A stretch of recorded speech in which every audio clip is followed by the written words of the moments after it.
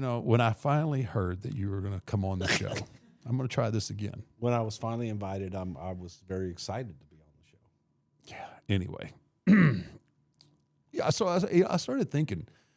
I kind of feel like I was abandoned as a child. I felt like I was abandoned, and then I got adopted, maybe, or I found a home. Right. There's so much about the beginning origins of the Undertaker and how it all come about that I really, really don't know. And for our viewers that are not aware, you and actually Paul were huge advocates for me when I was down in WCW. Yeah. And so yeah, I mean, y'all basically were a I don't know how what to say. Y'all were kind of like life vests for me at a time where, I was like, oh man, this is not going the way the way I expected it to go. And I remember Paul saying, you know who Bruce Pritchard is? I was like, well, yeah, I know the name. He says, well, you need to get to know him. He's a Texas boy, by God. By God, he is a Texas boy.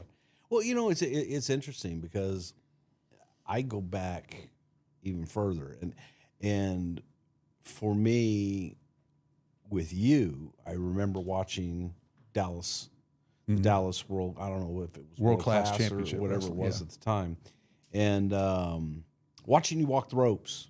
One of my favorites growing up was Don Jardine, the original Spoiler. Right.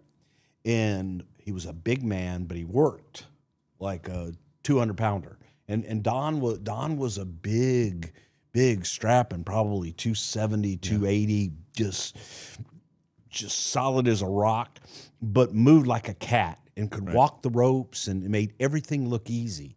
And that's what you reminded me of. I actually thought that Don probably had a hand in your training because your work was so similar. I got to work with Don when I first broke in. Right, obviously, I have this match with Brody where I get educated into the world of professional wrestling. Kid. Yes, that's how it started. Welcome. But then the bookings that I got after that, I worked with the Spoiler quite a bit. Yeah. Nice, because I learned a lot in the ring as a referee from Don Jardine, because Don would put everybody in their place, and Don was great in the ring and just a ring general and amazing.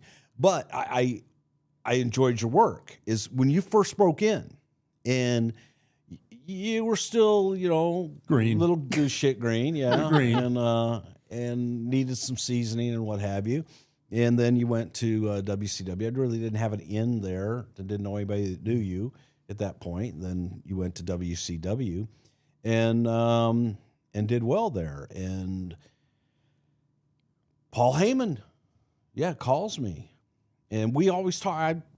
I would ask him about you all the time and just say, God damn, that kid's got something. God damn, that kid's got something. Kid. What are you, 2 years younger than me? Kid. It's not the years, it's the miles, I think. Yeah, well, boy, it is. And Paul just stole all the virtues and said, what kind of person you were, but also the work ethic and everything. So very selfishly, on my part, when Heyman told me of your availability, I was like, just yes. We want him. We. You. I wanted you pretty bad. And it was selfish. It was really selfish on my part for a couple of reasons. A, your talent, I thought we could do something. But B, I wanted to do more than just do the Brother Love show. I felt the Brother Love show as what it was only going to be able to go for so long. And I wanted to manage and I wanted to do more. And I thought, here's a great opportunity to be able to manage somebody that could then take it to the next level for me and for you. But I saw you as the black to my white, since I was pure as the driven snow. Angel. Yes. Angel. Pure as the driven the snow. Savior. Yes. Yeah. Virgin-like. Yeah. Very virgin. Yeah. Yes. And then I saw you as just Dark. evil. Dark evil. Dark, black, evil, mean, nasty, Yeah. horrible. But the balance, we were the yin to the yang. Yin to the yang. You really read people well, don't you? Yeah, exactly. I didn't even know him. Yeah, like you can just you get it. You could tell I could tell from day one. day one. Absolutely. I could tell. Yeah, I know. I'm with you. This one. What? She didn't want anything to do with me. Well, I mean, do you blame her? Well, no, but She got guts. work with me. She got guts. You That's feel right. it down here in your gut. Yeah, the good. She went against her. Yeah, I went against against her my gut own feeling is gut. what happened. Yeah. But anyway. But yeah, you know, and you and I talked, and I had a chat with Vince and with Pat and everything, and convinced them to meet with you. Yeah. And, So yes. I can hardly wait for the backstory on this because I've heard parts of it. So, Well, honestly, here I am 35 years down the road from all of, I mean, we actually even more, probably further, 36 years probably now from when all this started. yeah. So you and I are now, we're talking, yeah. occasionally. And then, Paul is giving his 2 cents, because obviously you guys talk, quite a bit. And we schedule a meeting. We did. We sure did. We scheduled the meeting.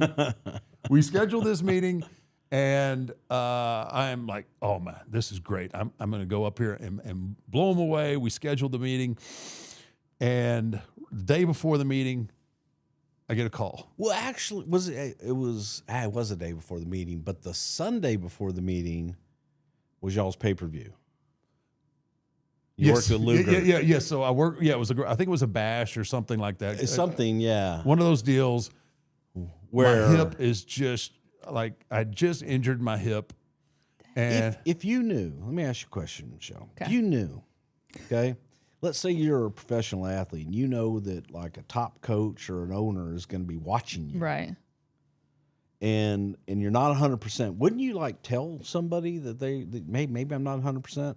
Yeah. Okay, well, Yeah. So anyway, I didn't know, but I Seems like an obvious tell question. the owner, hey, watch him.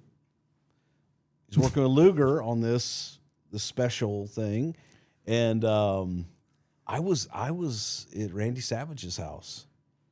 We were on the road, and you have the pay-per-view or Black Bash or whatever it is, and the next day we're in the pool.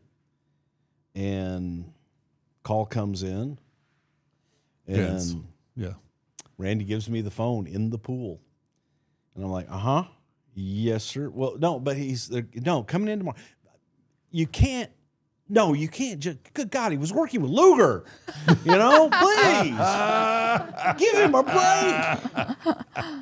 Holy cow, man. And then I find out you're working with a bad hip. And I said, look, with a bad hip, he still was better than Luger. And Which he loved. Yeah. And Vince was like, he's just a tall, redheaded basketball player. Tall, redheaded basketball. He goes, they're a dime a dozen. I said, he's not a dime a dozen. You didn't get to see everything he can do. And again, did I mention he's working with Luger?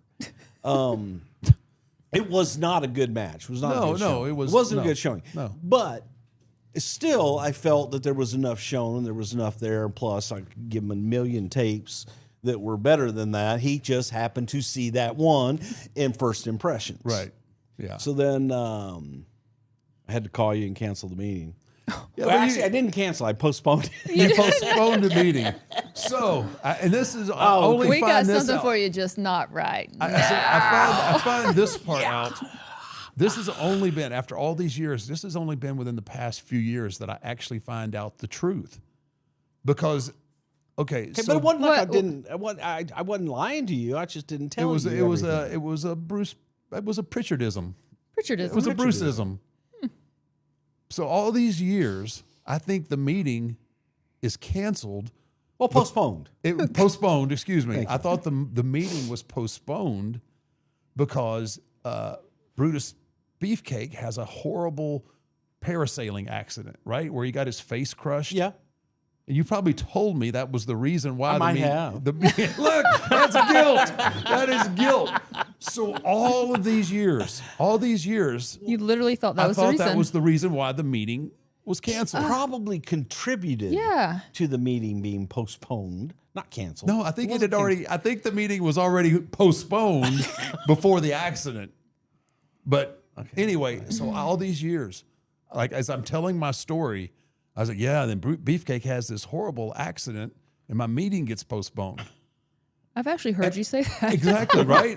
That was my truth for all these years. Well, if that's your truth, That's man, your truth. No, Yeah. you have now informed me that that the old man was not impressed. No. And he canceled the meeting. But but it's a happy ending, damn it.